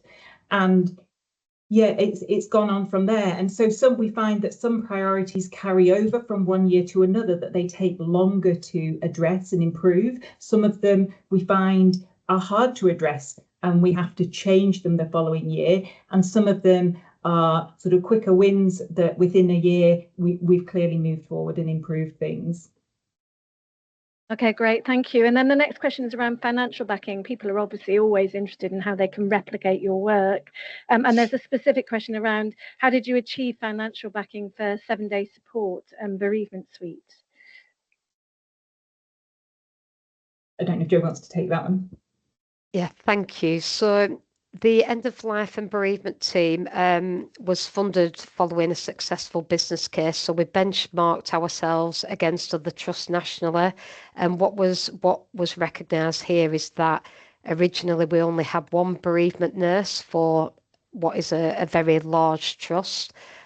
So, you know, we knew that that wasn't enough. So from a financial point of view, we were already below what we should have as an establishment. So that actually helped. With the bereavement suite to fund that, that was done through our hospital charity. Funded that for us off the back of funding really that's come in for the end of life and bereavement team, which has been donated by families, has been kept in a separate pot, and then we've been able to use it for the resources that we have, but also the suite as well. And then I think I might have to have the last question again. Massive apologies, so many questions coming in for you, which is around what were the challenges that you had with engaging the team and how did you overcome them? But I'd like to add something quickly on the back of that as to whether or not the current climate around, for example, the assisted dying bill and the increased scrutiny on your area of care, did that help or did that hinder to engage people in your work? I think engagement has been variable. I think what we've found really powerful is having senior leaders within the organisation backing us. I think we've found it powerful being able to speak at a variety of meetings in the trust. So, for example, being members of the mortality steering group and being able to share the message widely, I think has raised awareness of where we were as a trust and how far we've come. And I think that's really made a difference. I think because that original message and those ranking charts that came out were so stark, really, I think that really helped people to realise why there was a need for change. Okay, thank you. I said the message is find the data and share it. Back to you, Chris. Yeah, thank you. Thank you, Joanne and Alison. I think that's incredibly powerful. And the changes you've been able to drive there are huge. And thank you very much for sharing them with us. Thank you. So can we get the next slide up, please? So it's my privilege to welcome our next speaker, Sarah Chessel. She's Head of Research and Innovation at NHS Dorset. And Sarah's going to talk us through shaping innovation through clinical audit. So Sarah, over to you. Thank you, Chris. Next slide, thank you. So as Chris has already said, I'm Sarah Chessel. I'm Head of Research and Innovation at NHS Dorset Integrated Care Board, and I'm also the lead for the Dorset Innovation Hub. Next slide. So just really briefly, just want to outline the Dorset Innovation Hub, which you can see from our graphic. We're a strategic system partnership with partners from local authorities, local organisations, higher education, the NHS and wider research and innovation partners. And I'm delighted that Dorset Innovation Hub members supported the example project that I'm going to briefly outline this morning. And I would like to recognise the team, Sandra Courtier, Derek Kelly, Dr. Peter Grenholm and the neurology team at University Hospitals, Dorset. Next slide, thank you. So just briefly, today I was invited by HQIP and huge thank yous for providing me the opportunity to really emphasise the vital role of clinical audit ensuring safety and monitoring patient outcomes when implementing medtech. And when we're talking about medtech, we're talking about a type of innovation here. And today's example, I'm going to highlight very briefly GammaCore, which is about cluster headaches, looking at the implementation in Dorset, the methodology we took, the results and actions. But I'm also going to make a little request of yourselves as well. Next slide, thank you. So just thinking just for a second and just trying to get folk to think from a perspective within their individual roles. So innovation and the role of clinical audit. So within Dorset Innovation Hub, and you can see our graphic on the left-hand side, we consider that golden thread of quality. So that move from research into real-world evaluation. We've just heard, you know, a really exciting presentation from Daniel and some updates on the National Joint Registry from Chris as well. But thinking about the adoption of evidence-based innovation, and it's really important when we're talking about the type of innovation, we're clear on what innovation we're looking at. And it's not about the rate or the use or the spread and adoption of innovation. It's really thinking about, is it aligned with the evidence base? And those of you that know me will know that I bang the drum about we must be looking at evidence-based guidelines. And of course, we might use National Institute of Clinical Excellence guidelines by way of an example. Through the Dorset Innovation Hub, we also advocate the right approach, people, tool and time. So encouraging folk to consider, are you taking the right approach with your project? So we've heard from Sir Jim this morning, we've heard from others. Is this a local priority? Is it an area of need? And consider really what you're trying to achieve with your project. So thinking about your logic model or what other framework that you're using, making sure you're absolutely clear about what you're trying to achieve. And again, we heard that from Daniel earlier.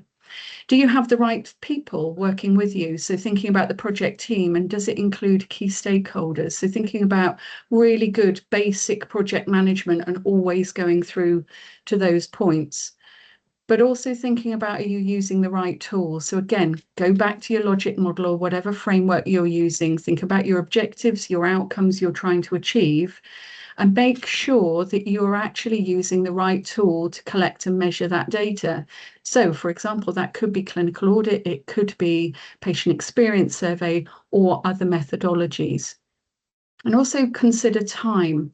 So we heard about, how when we've got such a big audit program, clinical audit program, be it local or nationally, how do we make sure we're achieving what we should be doing? In other words, making improvements to outcomes and experience where necessary. And to look at that, folk have heard me talk before about, actually, we know there's limited capacity and time within teams. So how are we going to make decisions on what local priority projects or national priorities we are taking forward? And we've just heard Joanne and Alison talking about what's basically for palliative care a clinical audit plan. So within that organisation, deciding what are the priorities we need to take forward to be able to rebalance those outcomes and experience. We might call that value-based approaches as well. So thinking about through strategic commissioning, as we do in my organisation, thinking about how we can take value-based approach. There's limited time. How do we make sure we focus on the right priorities in the right way and making sure that that's timely? The other element of time is making sure that there's capacity. So thinking about capacity within the core project teams, that it's prioritised, but also capability. So the ability to be able to take forward that work. And I would encourage folk just think about the tools that you've got available in your toolkit. So what really supports the project you're doing, and make sure you're designing your project for what you want to achieve, what your outcomes are.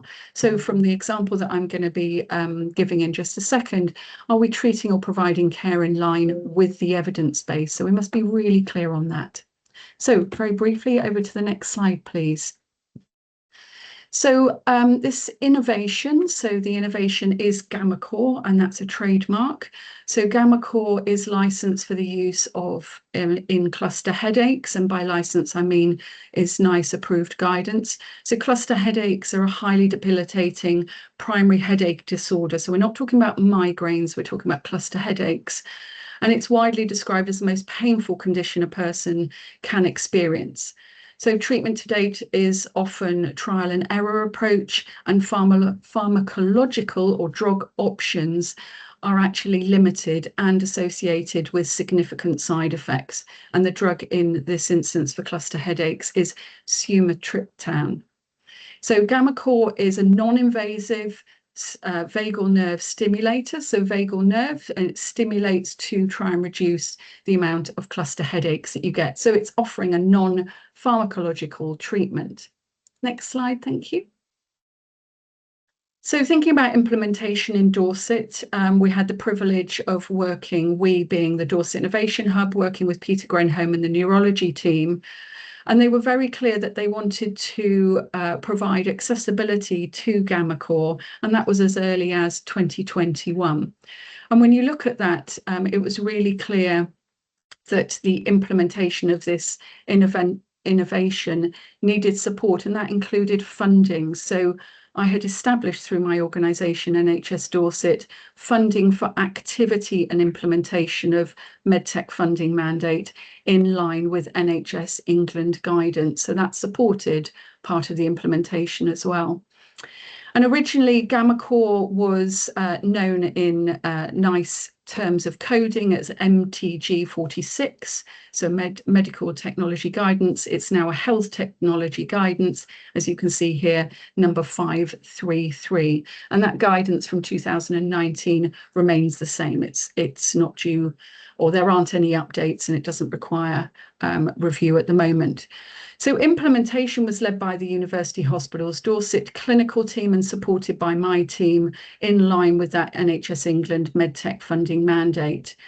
And again, as I was talking about with logic models, we were being really clear, what do we want to see from the benefits realisation, and what tools would we want to use to be able to answer these questions? So we've got clinical audit here through the process. Outcomes, we've got patient-reported benefits from the patient experience survey, and I'll show some brief highlights in just a minute. And the drug use, we've got responses from the survey, patient experience survey, and the clinical audit as well. So coming to the next slide, please. Just popped up, and sorry, the formatting seems to have gone a little bit wrong as it's gone into the pack, but you can see just about everything apart from the last standard. So these clinical standards are outlined as per the NICE guidance. Data was used from hospital systems, patient records, and information was actually from the patient experience survey. So we've noted limitations, that it's patient reported outcomes, noted it as a limitation, but it's not to be dismissed or considered inappropriate. We recognise it's a small cohort, so cluster headaches are a rare condition that affect a small population, but the neurology service is providing services for across the whole of Dorset, so 800,000 plus population. And actually the numbers in this clinical audit, this project, represent the eligible population. If you look at the standards, so if we look at, for example, there needs to be evidence of informed consent documented, you can see we've got 100% there. And then the standard you can just see on the bottom of your screen is patients continuing with the use of GammaCore after 3 months should be reviewed again by a doctor at 12 months of treatment commencement. So that's 33%, so lower than you would expect, as is the standard above. Next slide, please.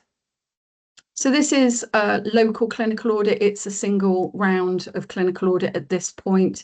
And as I've said, it's noted that the response rate is expected as per the population, and we checked against national standards, and we were in line with the expected response rate to GammaCore nationally as well.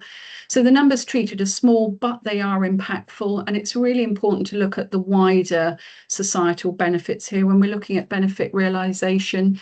So thinking about both the impact of not taking sumatriptan, so with those significant side effects, but also the prevention and reduction in cluster headaches, but those wider societal benefits. And I remember looking at the data and some information coming back about folk being able to go back to work. So rather than being off poorly, the benefits are both to their confidence, their ability to be able to continue daily life activities, and that general well-being as well.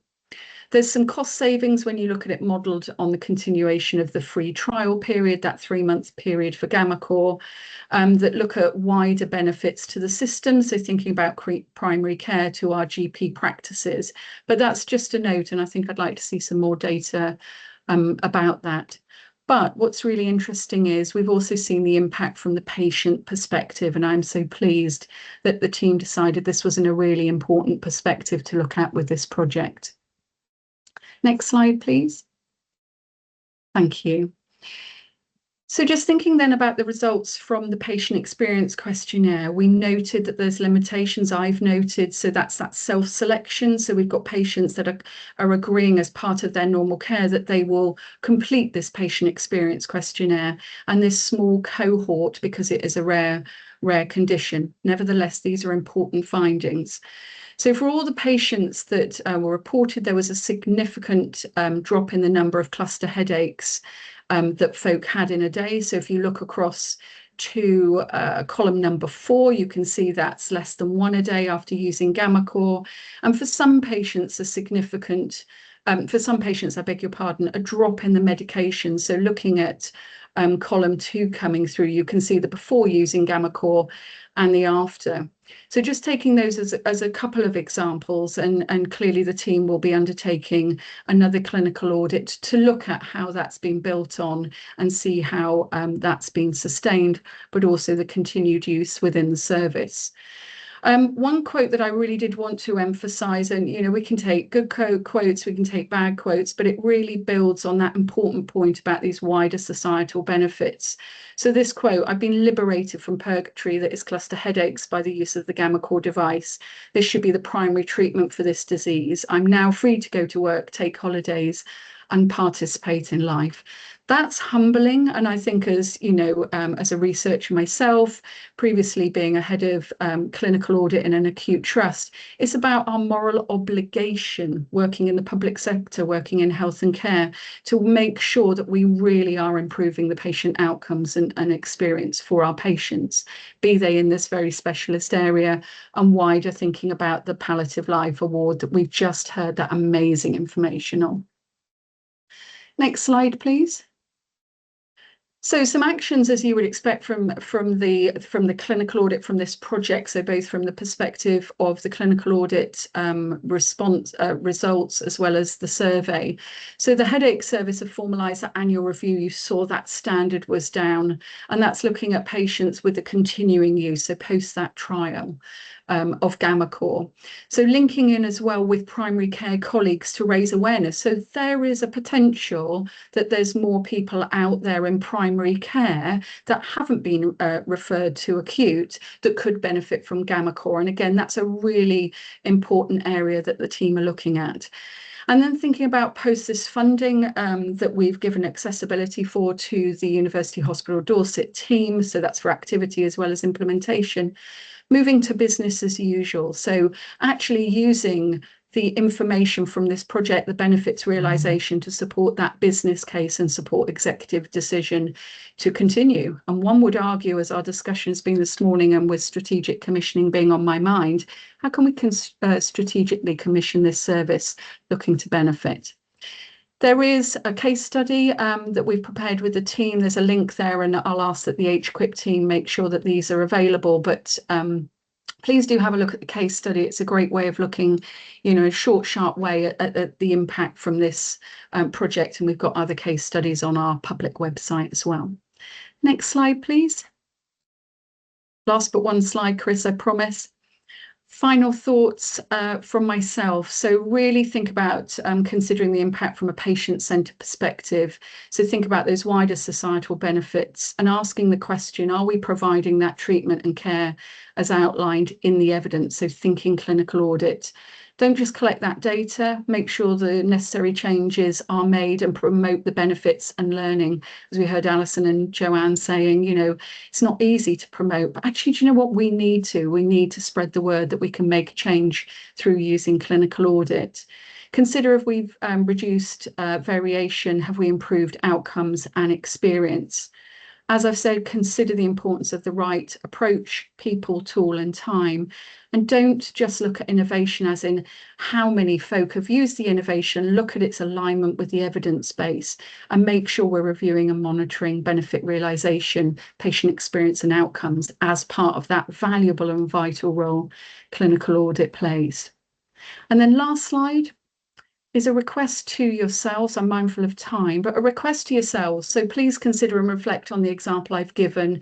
How can you use clinical audit as this vital part of successful innovation implementation and wider? So make sure we are actually using that in a really positive, constructive way. And when we're looking at local versus national, look at local, think about those local authority areas, so what we call place in the ICB language. Think about your neighbourhoods and the local priorities there, as well as the national, and how can we make sure that we're taking forward those priorities. So looking at those evidence-based approaches. And a little plug, you'll find more information about our training, our newsletters, project of definitions, including clinical audit, on our public website. And don't be a stranger, please do email us. We love to have a chat. Over to you, Chris. Thank you very much, Sarah. That was fascinating, and that use of clinical audit as the part of implementation and looking at innovation is essential in the supporting patients to continue to participate in life, and that quote is incredibly powerful stuff. So well done. Thank you. I'd like to move on to our next speaker. Ayman Al-Arani is the Senior Data Analyst at the Royal College of Anaesthetists, and he's going to give us a presentation on NELA. So over to you, Ayman. Thanks, Chris. Hello, everyone. Next slide, please. Yeah, thank you. Hello, everyone. I will be talking about how to use the National Emergency Laparotomy Audit exponentially weighted moving average charts to detect outlier mortality. Next slide, please. So what is the UMA chart? UMA chart is a method for monitoring the outcomes of patients within a single hospital. It can be used to evaluate whether the patient outcomes in a hospital are within the range of expected outcomes, given the hospital's case mix of patients. UMAs can be used as a warning system for early detection of a problematic performance. If the chart indicates that outcomes might be worse than expected, hospital staff should work together to investigate possible causes. The concept for the application of UMAs in a healthcare setting was developed by Cook and colleagues, and the application in NELA was developed by Dr. Peter Martin. Next slide, please. The UMA chart compares three things: the national average mortality rate, the observed mortality rate, and predicted mortality rate. We use the previous year's national average mortality rate as the best available estimate of the current national average. The national average mortality rate for NELA year 10 was about 8.1%. The predicted mortality rate is calculated from the information your hospital provides about the patients undergoing emergency laparotomy using the NELA risk prediction model. Next slide, please. You can see here an example of a UMA chart. The green line is the predicted mortality rate, while the orange line is the observed mortality rate. The blue line at the beginning of the chart is the national average mortality rate for the past year. The UMA chart also gives a margin of error around the predicted mortality rate. You can see here in the blue cloud in the chart. The edges of the cloud are called control limits, and I'll talk a bit more about control limits soon. Next slide. So which patients are included in the UMA calculations? Only patients who have a date of surgery, date of discharge, and status at discharge are included. All three values are used to determine whether the patient has died within 30 days. Patients who have missing values in any of the three are excluded from the numerator and the denominator in the calculation. Next slide, please. So why is it called a UMA? The name refers to the way the observed and predicted mortality rates are calculated. At any given point in time, the mortality rate displayed is the average of all patients that were treated between the start of the chart and that point in time. However, in the calculation of this average, more recent patients are given stronger weight than patients whose operations were a long time ago. At any point in time, the position of the curve gives an estimate of the current mortality rate, both observed and predicted. Next slide, please. So here you can see here in this example chart, here on April 8th, 2025, for this example hospital, this hospital had an observed mortality rate of 9.3% and a predicted mortality rate of 17.5%. Next slide, please. So how do I interpret a UMA chart? If the observed mortality rate is lower than the predicted mortality rate, this means that fewer patients died than predicted by the NELA risk model. If the observed mortality rate is higher than predicted, this means that more patients died than predicted by the NELA risk model. If your hospital's predicted mortality rate is below the national average, this indicates that your hospital's patients have a below average risk of 30-day mortality. That means you have recently been seeing patients who are relatively lower risk than the national average. If the predicted mortality rate is above the national average, this means that your hospital's recent case mix has relatively higher risk than the national average. The predicted and observed mortality rates vary randomly to some extent. Small fluctuations of either rate probably don't mean that your case mix or your mortality rate has changed in an important way. In that same way, you may see a small difference between the observed and mortality rate. These small differences probably don't mean that your hospital is performing better or worse than predicted, or that it has an unusual case mix. But a large difference between observed and predicted mortality should be investigated. How large does a difference need to be to warrant investigation? As guidance, we have provided statistical control limits. As shown in the UMA chart, it's shown as a blue cloud, which we'll see next. Next slide, please. You can see here the blue clouds. The blue cloud is the control limits. In this example, on that date shown, the observed mortality rate is below the control limits, which means the hospital was doing well during that date. Next slide, please. If the UMA chart shows that observed mortality is above the control limit, does this mean that my hospital is performing poorly? Not necessarily. There are several reasons why a control limit might be exceeded. One reason could be due to just random variation. Both the observed and predicted mortality rate fluctuate randomly to some extent. Most of the time, random fluctuation is small, but occasionally it can lead to a control limit being exceeded. So bad luck, as it were. If we run the UMA chart for long enough, then even if your hospital performs exactly as predicted, bad luck is certain to occur at some point, which means, sooner or later, the mortality rate will exceed the control limit just by chance. Any control chart, UMA or otherwise, will sometimes lead to false alarms of this sort. Another reason could be due to inaccuracies or gaps in the data. The UMA chart can't be more accurate than the data that is used to create it. So a control limit may be exceeded due to problems with the data. For example, the data your hospital has submitted to us up to a certain point in time may not contain all relevant patients or all relevant information about the patients. Also, some information may be incorrect. For example, some deaths may not be correctly recorded, or some measurements used in the NELA risk prediction model may be inaccurate.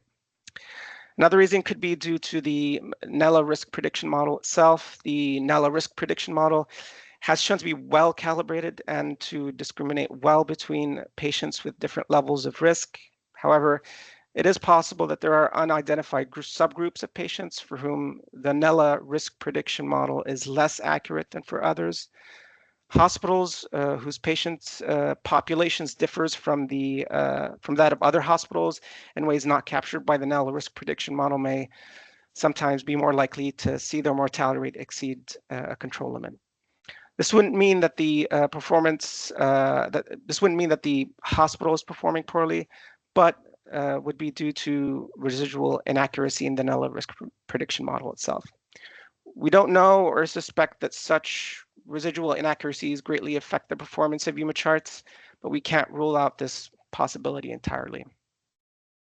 Finally, of course, it could be due to hospital performance. Problems with clinical care are just one of the set of reasons that should be suspected and investigated when mortality falls outside of a control limit. Next slide, please. So thank you. That's it from me. You can view the UMA charts for NELA participating hospitals at the above Shiny Apps address. or you can visit the NELA website, which will have links to all our quality improvement resources. Thank you. That's it from me. Thank you very much, Eamon, and really helpful going through you explaining that tool. I think we've got some time now for a couple of questions, Lacey. I don't know. See a couple from the Q&A. Yes, we are having some questions come in. I think I'll pose one to Sarah in the first instance. So someone has asked, in thinking about NICE recommended medtech and potentially other types of medtech, is it harder to progress if it needs to come via, for example, FP10 or for example, other budgets? I think that's an absolutely great question, and very briefly, so an FP10, as I understand, is a standard prescription in the UK. So thinking about the benefits across a pathway is really important, and it goes back to what Sir Jim was saying earlier about how can we work differently and how can we look at pathways, and the suggestion from someone for the national audits. We can work in silos and budgets, and that stops us being able to actually make improvements. So one example I had a few years ago was a research project where, as an excess treatment cost, we had radiotherapy prior to surgery to reduce the tumour size, which meant less invasive surgery, better outcomes for the patient, but the cost was to radiotherapy. How can we look at that whole pathway coming through? And again, that's perhaps where strategic commissioning can play a part in that. So yes, there can be silos, but we've got to think more along that pathway and look at how we, with our project, are trying to answer those questions so that we have the information to make that change. Thank you. Of course, that's a question as much for leaders as anyone else, isn't it? Is to enable that flow of need. A question for Eamon is the NELA risk model recalibrated over time, and why did you choose the UMA charts over others? And I think this is sent to test me. For example, risk-adjusted resetting sequential probability ratio test. I'm assuming you've heard of that. I haven't. The NELA risk model is recalibrated every few years. The last time we recalibrated it was around year 9. So yes, it is recalibrated every few years. And why did we choose the UMA charts? Honestly, this is probably a question for the person who developed this model, but from my expertise and from what I know, it's generally better at it detects small changes very well. Also, it gives less weight to older observations, hence the exponentially weighted. Past observations are exponentially less weighted. So you're getting more weight to more recent observations, and it's a better way of monitoring a performance in real time, if that makes sense. Okay, great, thank you. And then a follow-on question is, do you mandate any particular actions from hospital when the UMA chart shows a potential issue? So the UMA chart is updated monthly, and when we update the UMA chart, if we do get a hospital exceeding the upper limits, we do contact them through email. Okay, great. And then for Sarah, there's a question around sample size. The question asks, how do you determine when a sample size of, say, a survey or an audit is big enough?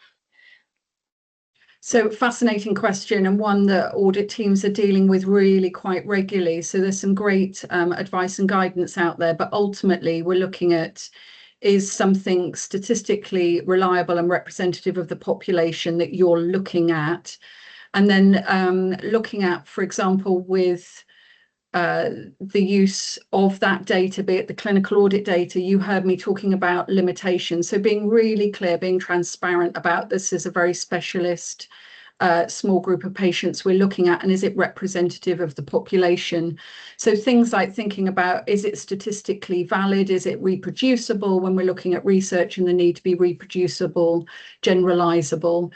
And then things like indicative insights. So I can send something through to the HQIP team that has got a couple of guides in, but you tend to get those from the university, and your clinical audit teams will be very aware of what their organisation and their departments are using, what approach they prefer. So I hope that helps answer that question.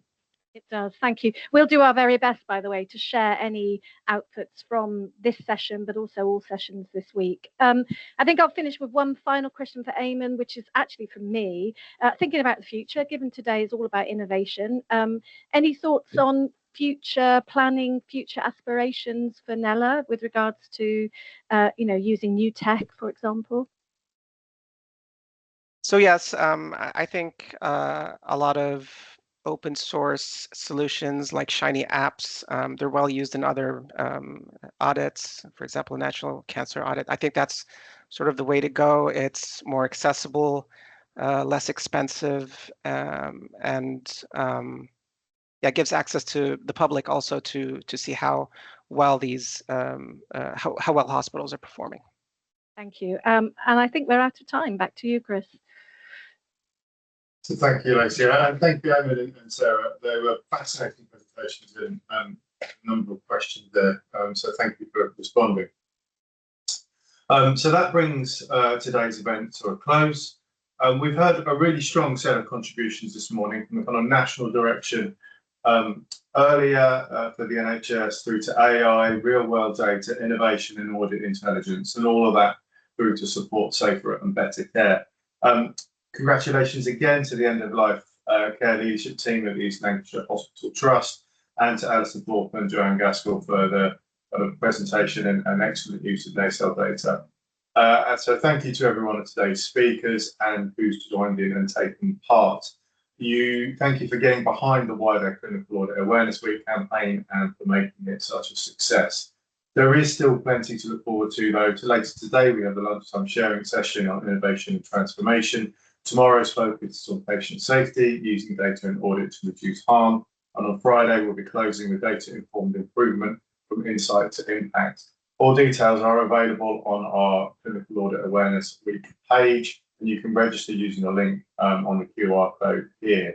So before I let you go, please do complete the short feedback form by scanning the QR code or accessing it through Clinical Audit Awareness Week page on HQIP's website. It helps us to get feedback, support our presenters, and also help plan for next year's event.